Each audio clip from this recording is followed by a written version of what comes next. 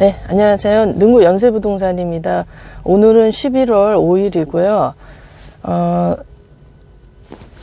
오늘은 대곡로 롯데캐슬 L클래스 발표가 있는 날입니다. 그래서 아마 당첨 가점하고 발표를 이제 기다리시는 분들이 많이 있을 것 같습니다. 그래서 이따가 당첨 가점이 나오면 그 당첨 가점을 갖고서 그 당해 지역 고양시에서 마감이 된 단지라서 이 고양시에서 청약을 계획하시는 분들이 또 참고하실 만한 내용이 있는지, 그리고 또 앞으로 기타 수도권 지역에 계시는 분들은 창릉 신도시나 이런 3기 신도시 물량에 대해서 알고 싶으신 분들, 청약의 전략을 어떻게 짜셔야 되는지, 이제 그런 부분을 한번 같이 영상으로 한번 해보겠습니다.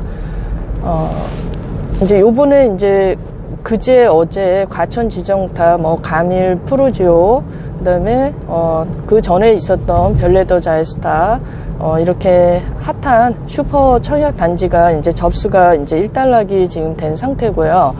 지금 이제 이 이후로 고덕 광일이라든가 앞으로 또 그 슈퍼 단지는 더 있습니다.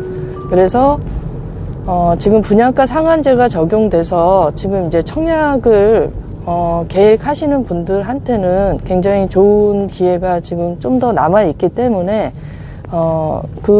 미리 또 준비를 하시고 공부도 하시고, 그렇게 하셔서 준비를 하셔야 되고요. 지금 이제 1단락이 지금 며칠 되다 보니까 며칠 동안 시간이 좀 있으실 것 같으신데, 지금 이제 급하게 또 이 과천 지정타라든가 또 이 가밀 프로지오라든가 이 단지를 아시게 돼가지고 하신 분들도 계실 텐데요. 급하게 하시다 보니까 혹시 또 이제 잘못 신청을 했다거나 가점 계산을 잘못했다거나 이런 경우가 또 있을 수도 있습니다. 그래서 본인이 당첨이 되면 안 되는 경우도 있을 수가 있습니다. 뭐냐면 이제 부적격 당첨인데요. 가점 계산을 잘못했다던가 무주택 기간을 잘못 선택했다던가, 그다음에 또 세대 원인데 또 신청을 하셨다거나 이런 경우 여러 경우가 있습니다. 그래서 굉장히 오랜만에 하시고 또 이제 청약 홈이라든가 이런 스마트폰으로 한다거나 인터넷으로 청약하는 거를 굉장히 오랜만에 하신 분들, 중장년이시겠죠. 이제 장년 노년층이실 것 같습니다. 30년 전에 모델하우스에서 줄 서서 청약해보고 처음 해본다, 이런 경우도 있을 수도 있고요. 그래서 요 며칠 사이에 점검을 해보셔야 되는 게, 지금 본인이 잘 모르고 잘못 계산했다거나 이렇게 지금 하시고 신청했을 수도 있는 분이 있을 것 같습니다. 그래서 이제 어떻게 확인을 하셔야 되냐면은, 착각을 좀 보셔야 되는 게, 착각하실 수 있는 부분이 무주택 기간이 있는데, 이 무주택 기간이라는 거는 평생 한 번도 장만을 안 해보신 분은 계산할 게 없지만은, 이제 중간에 집을 한 번이라도 분양을 받았다거나 사봤다던가, 그래서 지금 팔았다던가 이런 분들은 그 날짜를 꼼꼼히 보셔야 됩니다. 그래서 몇 년도 몇 월 며칠이 이제 있을 텐데요. 여기서 집을 팔았다는 거는 소유권을 완전히 넘겨준 날입니다. 그래서 그 소유권을 넘겨준 날이 있고 날짜가 있고, 그 다음에 모든 아파트 단지는 입주자 모집 공고일이라는 게 있습니다. 청약 접수일이 아닙니다. 입주자 모집 공고일이라는 게 있습니다. 그래서 예를 들어서 집이 하나가 있으셨던 분은 이걸 팔았는데 2010년도 12월 25일에 팔았다. 근데 지금 입주자 모집 공고가 2020년 11월 11일에 나왔습니다. 그러면은 이분은 지금 만 10년이 안 된 겁니다. 근데 이제 보통은 이제 집을 판 게 좀 시간이 지나면은 정확한 날짜를 잘 모르세요. 날짜를 모르다 보니까 착각을 할 수가 있습니다. 뭐 10년인가? 10년 좀 넘었나? 이렇게 이제 그냥 생각하셔서 뭐 그냥 10년 이상 이렇게 하시면 안 됩니다. 예, 만약에 그렇게 하셔갖고 당첨이 되면 부적격입니다. 그러시기 때문에 그걸 어떻게 확인하셔야 되냐면은, 첫째는 그 청약홈을 좀 이렇게 들어가셔서 시뮬레이션을 좀 해보셔야 됩니다. 지금 거의 매일이다시피 이제 청약 접수를 할 수가 있습니다. 전국 단위에서는. 그래서 거기에 들어가서 이제 보시다 보면은 이제 숙달이 조금 되시고 이제 보시는 것도 좀 나으신데, 거기에 보시면은 이제 본인이 행정 정보를 동의하게 돼 있어요. 그래서 본인이 샀다가 팔았던 이력이 나옵니다. 통장 가입 내역, 금액, 지역 이런 것도 나오지만은 본인이 집을 샀다가 팔았던 거 이런 것도 나옵니다. 근데 2006년 이후로 기점으로 해서 부동산 거래 신고제가 시행이 됐는데, 시작이 되었는데요. 그 전에 있었던 부동산 거래가 내역이 안 나오는 경우도 있고 나오는 경우도 있습니다. 그래서 청약홈에서 제공하는 부동산 거래 내역이 100%가 아닙니다. 근데 지금 최근에 있었던 거는, 뭐 근래에 있었던 거는 거의 다 잡힙니다. 거기에서 자료가. 그런데 이제 조금 멀었는데, 시기적으로 조금 멀었는데 내가 정확하게 그걸 언제 샀다가 언제 팔았는지 잘 모르겠다 이러신 분이 있으면은 등기부 등본을 열람해 보시면 됩니다. 그 등기부 등본은 인터넷 등기소라고 인터넷 홈페이지에서도 있고요. 그 다음에 이제 앱도 있습니다. 스마트폰으로는. 그래서 그걸로 보셔도 되고, 또 가까운 부동산이 있으시면 또 거기 가서 그걸 좀 열람해달라 이러셔도 되고, 그 다음에 이제 동사무소나 이런 데 가시면은 민원 ATM기가 있습니다. 그래서 거기에서 하셔도 됩니다. 그래서 그 집을 이제 뭐 정확하게 언제 팔았는지를 기록을 해놓으셔야 됩니다. 그래야지 입주자 모집 공고가 나왔을 때 계산을 할 수가 있거든요. 연월일을. 그래서 그걸 정확하게 기재를 하셔야 됩니다. 그 다음에, 세대원인데, 세대주라고 본인이 체크를 하셔서 신청을 하신다든가 이런 건 안 됩니다. 예, 이것도 안 되고요. 그 다음에 또 주의하셔야 되는 게, 이제 소득 기준이 있습니다. 특공에서 뭐 신혼부부나 생애 최초나 뭐 그 소득 기준이 있는 거를 본인이 잘 아셔야 됩니다. 그래서 뭐 실수령을 뭐 하시면 안 되고, 실수령이 지금 거기서 도시근로자 전년도, 지금 올해가 2020년도이기 때문에 2019년을 그 기록표로 나옵니다. 기준으로. 그러면 그 소득 기준이 이미 실수령이 거기서 나오는 기록표에 지금 넘었다. 실수령이요. 세후죠. 말하자면. 그러면 거의 100% 그거는 오버된 겁니다. 소득이. 그런데 본인이 확인을 하셔야 되니까 그 소득 자료를 본인이 세전 소득 자료를 꼭 확인하셔야 됩니다. 그래서 이제 신혼부부 중에 맞벌이신 분은 본인 소득도 본인 소득이지만은 이제 배우자의 소득을 합산을 해서 파악을 하셔야 되거든요. 그런데 이제 거기에서 그 소득을 계산하는 거기에서 조금 이제 확인이 잘못돼가지고 소득이 넘었는데 신청했다던가 이제 이런 경우가 있습니다. 예, 이것도 역시 또 부적격입니다. 그래서 그거를 좀 파악을 하셔야 되고요.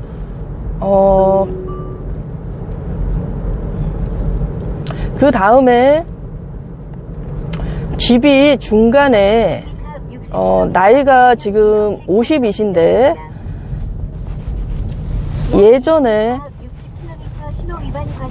분양 전환하는 공공임대 아파트를 하나 받으신 분이 있습니다. 뭐 30대 받았다. 예를 들어서 가정하면요. 30대에 이제 한 채를 받았고, 그거를 이제 분양 전환을 받으면서 주택을 소유하고 취득하는 게 됩니다. 그럼 이제 1주택자죠. 그런데 그 상태에서 이제 살다가 그걸 팔았습니다. 팔고, 그 다음에, 이분이 이제 50대에 또 이제 조그만 집을 하나 사게 됐습니다. 그래서 거기에 지금 살고 계십니다. 자, 이런 분이 계십니다. 근데 이분이 지금 생각하셔야 되는 게, 약간 이제 경기도 외곽 지역에서 거주를 하시면서 작은 집에 살고 계십니다. 실질적인 거래는 뭐 2억에서 한 2억 5천 정도가 한다고 합니다. 그런데 그 분은, 그 소형 저가 주택에 해당이 되십니다. 아파트시고 거주하는 데가. 이 분은 지금 이 집이 소형 저가 주택이고, 그 전에 갖고 계셨던 그 아파트가 그때 처분할 때 공시지가가 그 당시에는 기준이 좀 달랐습니다. 공시가격이. 그래서 그때 당시 기준으로 지금 정확하게는 제가 기억이 안 나는데, 지금 현재는 수도권이 1억 3천만 원입니다. 공시가격이 60제곱미터 이하이면서. 그런데 그분이 그 당시에 만약에 그때 수도권 저가 주택 기준이 1억이었다면은 집을 파는 시점, 매도 처분 시점에서 공시가격이 1억 이하였다면은 그 무주택 기간이 쭉 이어지는 겁니다. 그것도 작은 평수라고 합니다.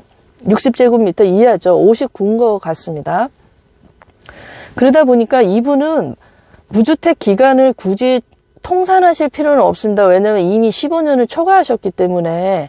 아까 30대 가졌다가 뭐 40대에 팔으셨는지 30대에 팔으셨는지 모르지만 어쨌든 팔으셨고, 이미 지금 현재 50대시니까 아마 그 통산할 필요는 없으실 것 같습니다. 15년은 지금 채우신 것 같은데, 만약에 이분이 그 집을 팔았던 이력도 합쳐야 된다면은 아마 그게 해당이 되실 것 같습니다. 그래서 무슨 말씀이냐면, 지금 현재 소형 저가 주택이라고 하고, 지금 거기에 이제 보유하고 있고 보유하고 있고, 뭐 사는 거는 거주는 상관없습니다. 근데 이제 보유하고 있고, 그 다음에 그 전에 어떤 집을 또 샀다가 팔은 이력이 있다면은 그 집도 통산해서 소형 저가 주택으로 간주할 수 있는 집이 있다면 통산한다는 뜻입니다. 무주택 기간을요.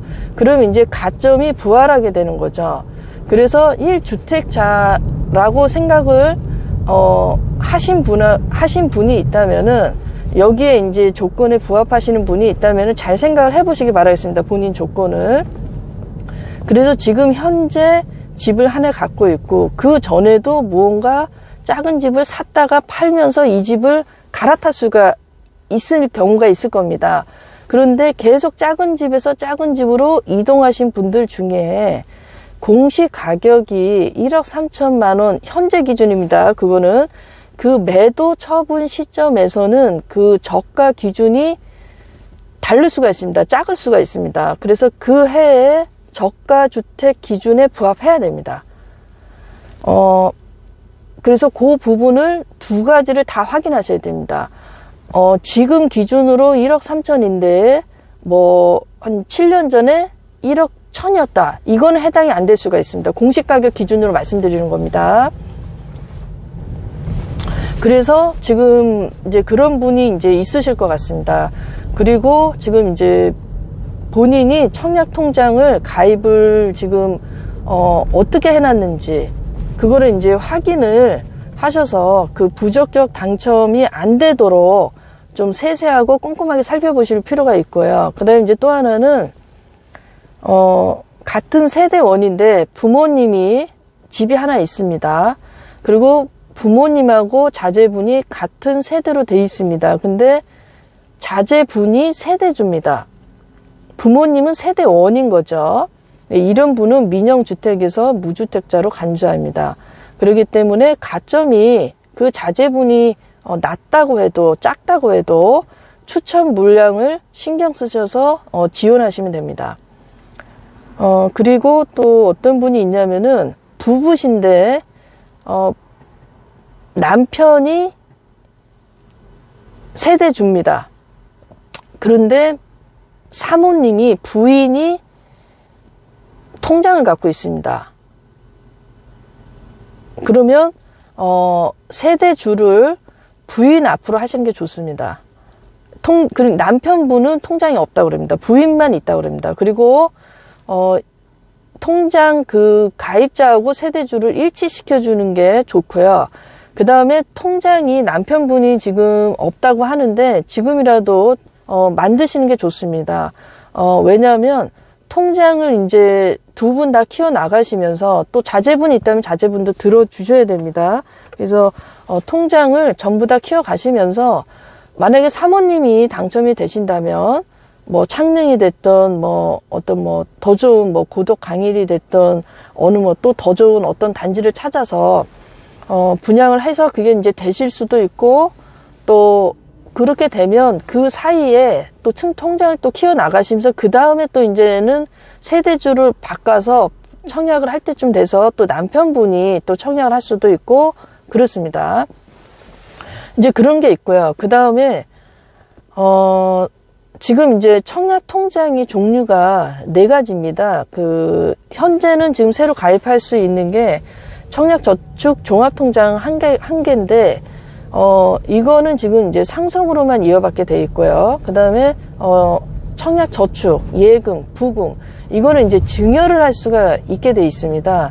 그래서 혹시, 증여가 필요하신 분이 있을 수가 있어요. 지금, 아까 말씀드린 대로, 지금 뭐, 부부 중에 한 분, 혹은 자제분, 그 다음에 이제 부모님하고 자제분 사이에 이 통장을 이어서 주고 싶다.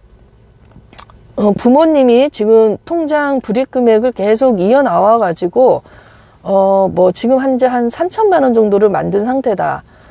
그러면 굉장히 큰 금액이죠. 예, 이 금액을 자제분한테 주고 싶다. 줄 수 있는 겁니다. 예, 그래서 지금 이제 증여를 할 수 있는 경우도 있습니다. 예, 지금 그래서 그런 경우에 통장이 좋은 게 있는데, 그분이 지금, 집을 갖고 있다. 그런데 아까 말씀드린 대로 자제분은 지금 집이 없고 부모님하고 지금 합가가 돼 있는 상태인데, 지금 뭐 세대원이다. 그러면은 이 분한테 이걸 넘겨주면서 세대주로 변경하는 방법입니다. 예, 이런 방법도 있습니다. 있을 수 있습니다. 그렇기 때문에 지금 본인이 지금 가입하신 통장 내역하고, 그 다음에 조건하고, 그 다음에, 무주택 기간을, 날짜를 정확하게 아셔야 됩니다. 그래서 입주자 모집 공고일을 기준으로 해서, 이게, 7년이 넘었는지, 10년이 넘었는지, 안 넘었는지, 헷갈려 하시면 안 됩니다. 대략 쓰시면 안 됩니다. 대충 쓰시면 안 됩니다. 그렇게 해서 당첨되면 부적격입니다. 그 다음에 지금, 이제 통장을 이제 오랜만에 이제 쓰시다 보면은 그 청약 홈을 그런 게 있는지도 모르고 또, 인터넷으로 이제 해야 되는 건가 이제 이렇게 이제 아시는 경우도 있고 그런 거 저런 거 이제 또 다 힘드신 분이 있습니다. 이제 주로 이제 노년층이라고 봐야 될 것 같은데요.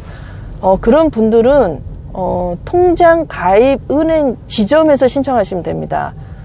그래서 그때 가실 때는 신분증하고 주민등록 등본을 갖고 가셔야 되고요. 그때도 정확하게 아셔야 됩니다. 본인이 집을 무주택로 넣으실 거면 집을 언제 팔았는지를 정확한 날짜를 아셔야 되고 입주자 모집 공고를 날짜하고 잘 계산을 하셔야 됩니다. 그리고 또 실수하시는 게